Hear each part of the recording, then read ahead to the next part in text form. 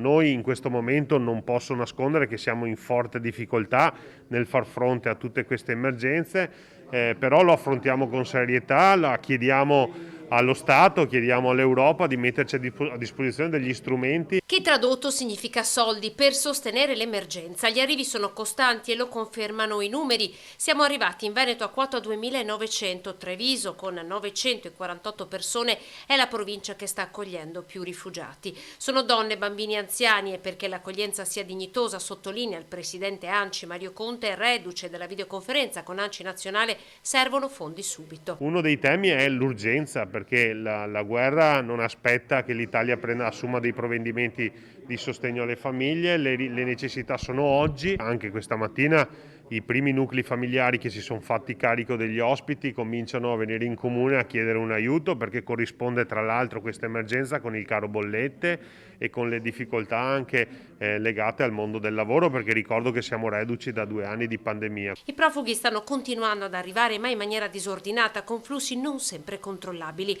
Da questa mattina sono operativi, conferma la Regione, i primi 3 hub per l'assistenza sanitaria a Isola della Scala, Anoale e Valdobbiadene. Anche il primo cittadino del comune trevigiano rinnova l'appello al sostegno per gestire l'accoglienza. C'è la prospettiva che il Guicciardini possa essere utilizzato anche per l'accoglienza più ampia che ci dobbiamo apprestare nei prossimi giorni.